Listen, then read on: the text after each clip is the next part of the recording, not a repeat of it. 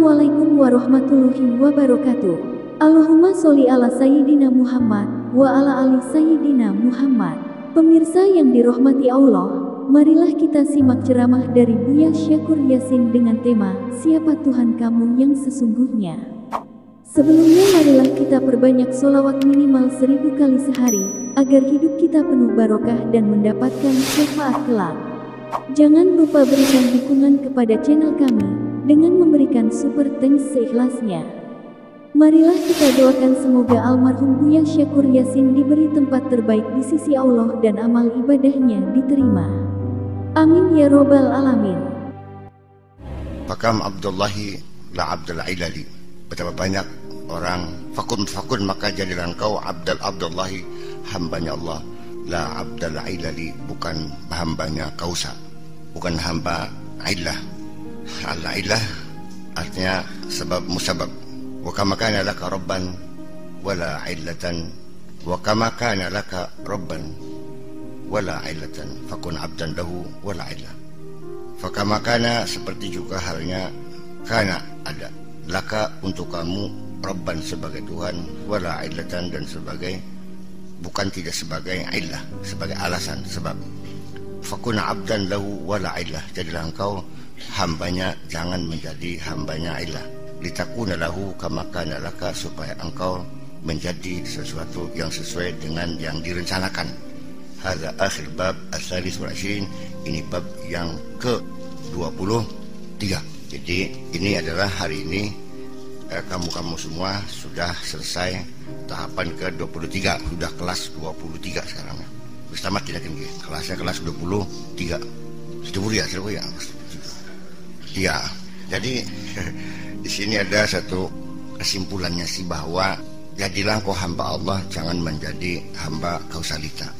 Ini banyak orang mengaku dirinya bertuhan, tetapi ternyata yang menjadi gandulan, menjadi pegangan adalah sebab. Ya bakal pengen sugih, ya kudu wakal. Bakal pengen pintar, ya kudu rajin belajar. Bakal kudu pengen waras, ya kudu berobat. Bakal beli obat, ya beli waras. Bakal beli menggawe wakal, ya beli sugih. Bakal belajar, ya beli temenanan, ya beli pintar. Jadi yang menentukan pintar sugih waras siapa? Ya sebab. Paham ini? Kita tidak merasa bahwa sesungguhnya kita lebih banyak mempercayai kepada sebab akibat. Ketahuilah, sebab akibat diciptakan oleh Allah dan ditetapkan sebagai hukum alam, memang ia berlaku umum. Tetapi itu hanya aturan.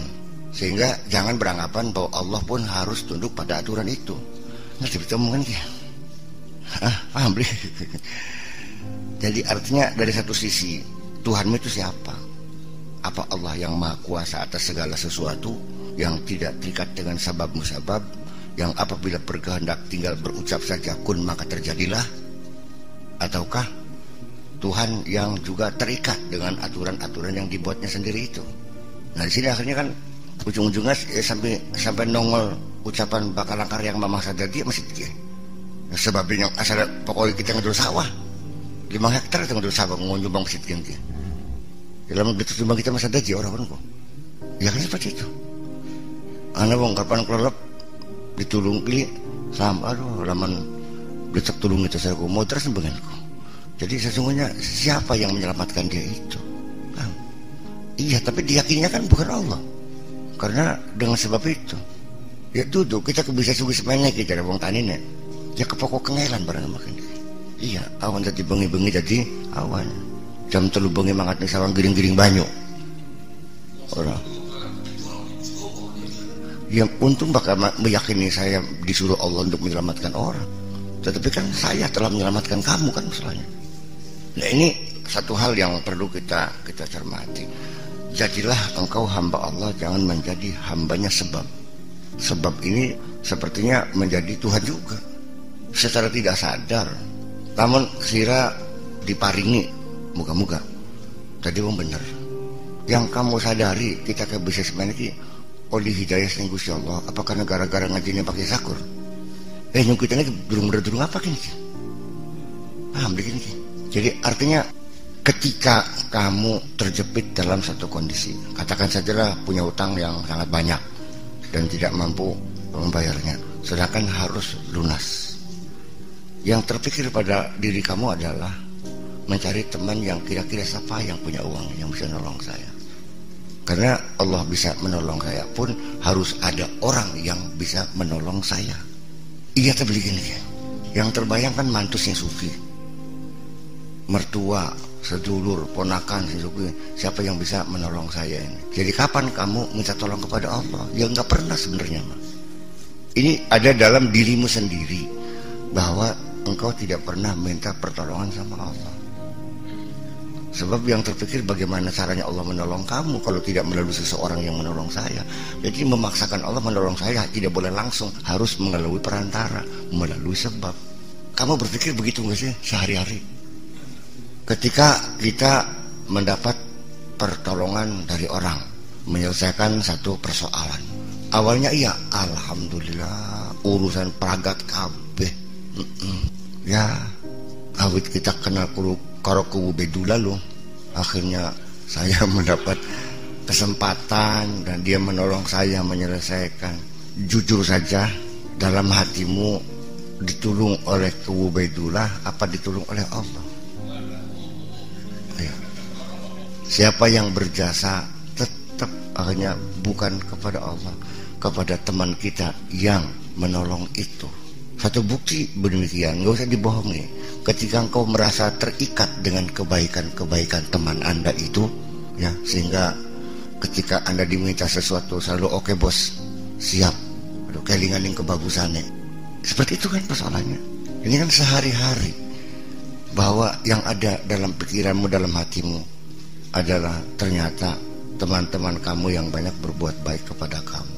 Selama ini kamu tidak merasa mendapat kebaikan-kebaikan dari Allah. Bagian cam ngomong alhamdulillah lah, ning ati ini mah kesuwun paku. Ya iya, ini iya. Selama ini engkau terikat atau merasa berhutang budi kepada orang lain dengan jasa-jasanya. Dan selama ini kamu tidak merasa berhutang budi kepada Allah kok. Buktinya dikongkon ning wong sing pernah nulung di sila getak sih. Gagian santral gagian. Begitu dikongkon usul lo kelakat. Saya udah sebenarnya biar paham bahwa sebetulnya siapa Tuhan yang ada di hatimu itu. Ya kan ada tersinggung ini ngomong saya ini teman. Secara realita kenyataan di dunia, orang yang paling banyak berbuat baik kepada kamu adalah orang tuamu, betul? Yang mengandung kamu, yang melahirkan kamu, yang ngurusin kamu, nyebokin kamu, bedongi, menyekolahkan, membiayai. Orang tua adalah yang sangat berjasa kepada kamu, ya kan?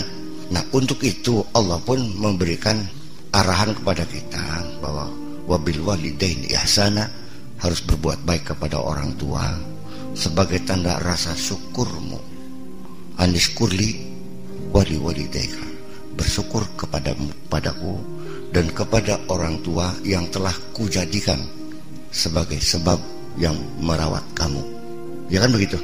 Artinya bahwa pertama andiskurli wahnan ala wahnin wa fisaluhu fi amin. Andiskurli wali walidaika ilayyal masir, bersyukur kepadaku yang telah menampilkan kamu di bumi ini melalui kedua orang tuamu. Bersyukurnya kepadaku dan kepada kedua orang tuamu. Ya kan begitu? Selama ini kita merasakan hadir karena jasa orang tua. Dan kita kadang-kadang tidak mampu menembus hati kita bahwa yang merawat kamu adalah Allah juga. Yang melahirkan, artinya menurunkan kamu ke bumi, Allah juga. Hanya prosesnya harus lewat perut ibu kamu. Ya kan begitu? Allah telah membuktikan bahwa aku bisa membuat manusia tanpa keluar dari perut ibu. Ya kan begitu? Tanpa ibu, tanpa bapak. Dan aku pun bisa menciptakan manusia tanpa melalui proses harus ada bapak. Ya kan begitu? Nah, ini hendaknya keterikatan kita, kesetiaan kita ini tetap pokoknya kepada Allah, bukan kepada orang tua. Orang tua sebatas mengucapkan thanks a lot for your nice, terima kasih atas segala kebaikanmu saja. Sehingga rasa syukur, rasa patuh dan hormat kepada orang tua sendiri itu pun bukan karena sebab dia itu telah berbuat baik kepadamu, tapi hanya sebagai bukti rasa syukurmu kepada Allah juga. Sehingga kepatuhanmu yang mutlak adalah kepada Allah. Kepatuhan kepada orang tua masih ada rambu-rambu, ada batasan-batasan. Jadinya tidak mutlak harus selalu nurut kepada orang tua. Dibatasi selagi dia tidak melanggar aturan Allah. Ketika dia melanggar, tidak usah taat kepada orang tuamu. Ini sudah bukti bahwa ketaatan kita bukan kepada orang tua, tapi kepada Allah. Sehingga ketika kita berbaik kepada orang tua, menghormati orang tua, adalah sebagai bukti rasa syukur kita kepada Allah. Maka bisa mikirkan dengan bukti ketika orang tuamu menyuruh kamu kepada satu kemusyrikan, maka jangan kau ikuti. Wa in jahadaka ala an tusyrika bima laysa laka bihi ilmun fala tuti'huma. Enggak usah diikuti. Tetapi selagi di dunia wasahibhuma fi dunya ma'rufa, tetap di dunia mah ya orang tua harus kita hormati. Itu saja persoalannya. Tidak seperih apapun yang terjadi pada diri kita. Alhamdulillah sampai sekarang orang tua saya tidak mengajak kemusyrikan, orang tua saya tidak mengajak kejahatan, orang tua saya selalu mengajaknya kepada kebaikan-kebaikan.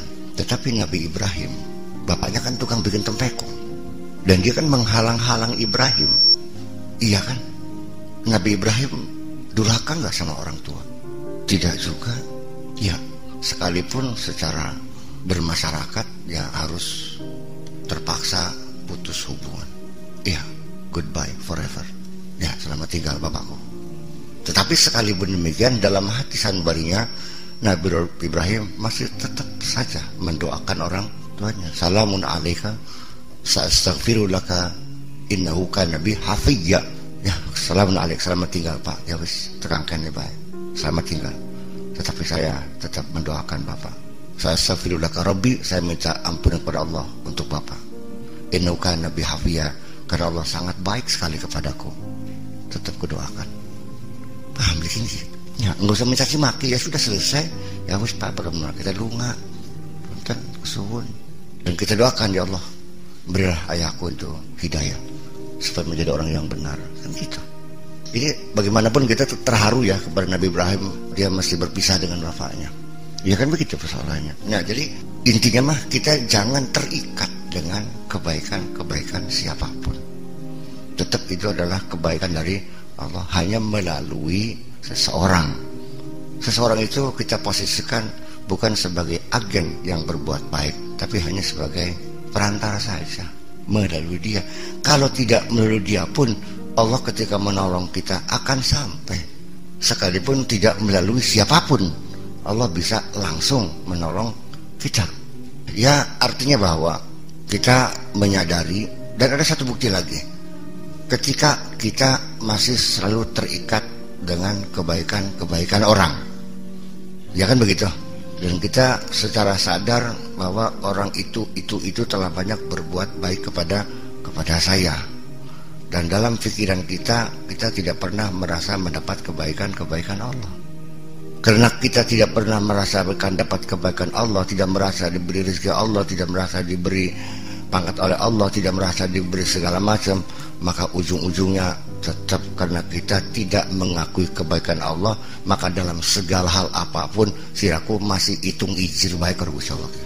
Setiap Allah memerintahkan kamu mengerjakan sesuatu, melaksanakan perintahnya, di penghujungnya selalu menuntut upah kepada Allah.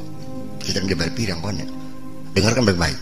Kenapa kita kepada orang tua disuruh mengantarkan surat, disuruh mencuci pakaian, disuruh mengantar masakan ke sawah? Kita tidak mungkin dan tidak layak ketika apapun yang diberi orang tua kita minta, berapa Anda akan membayar saya? Mungkinkah anak kepada orang tua bilang begitu? Penang tolong kaika sawah kasukut dulu. Oh ya senggah dibayar pira kitanya. Ditampak beli anak mononku, ditampak beli. Enang tolong gak ngomongan adik melas kah? Jika adu sana, iya kan gitu. Pira bayarannya? Iya. Dan kita tidak layak meminta upah kepada orang tua. Apa dasarnya? Karena kebaikan orang tua. Betul. Pantas beli nih wong tua sing melocoti sira sing cilik bulak. Tulen tokon bayaran. Iya kan? Itu adalah kita kepada Allah. Ya, berani menuntut ganjaran, berani menuntut upah. apa yang engkau berikan kepadaku ketika aku berbuat baik. Belum tuh bikin. Jadi wong sing bakal kandane ganjaran bahkan belum tuh bikin. Ya, kita harus, persoalan Allah bercerita pahala itu adalah kewenangan Dia, kekuasaan Dia untuk memotivasi kita supaya kita terdorong untuk berbuat baik. Tetapi setelah kita dewasa, ya sudah dong. Setelah kita dewasa mah ya sudah, kita jangan selalu berorientasi kepada imbalan-imbalan itu. Sekarang kita ingat nggak dulu ketika disuruh sekolah, diiming-imingi dengan uang jajan kan? Sekolah harus rajin, kalau lulus nanti dibelikan sepeda. Masih ingat? Itu kenapa orang tua mendidik kita dengan imbalan-imbalan ketika kita masih kecil? Karena kita terdorong secara materi, karena ada imbalannya, maka sekolah kita rajin. Sampai sholat pun dibayar. Pokoknya sidaki jajannya sedina 5.000 atas perhitungan subuh 1.000, duhur 1.000, asar 1.000, maghrib 1.000, isya 1.000. Begitu kamu maghrib tidur, isanya nggak sholat, terpotong patangnya udah gini. Itu kan sah-sah saja orang tua mendidik anak untuk berbuat baik, untuk taat dengan iming-iming imbalan. Jadi artinya Allah pun untuk manusia yang imannya masih lemah, itu masih wajar diiming-imingi imbalan. Ketika kamu selalu mengharapkan pahala, berarti imanmu masih lemah juga kalau begitu.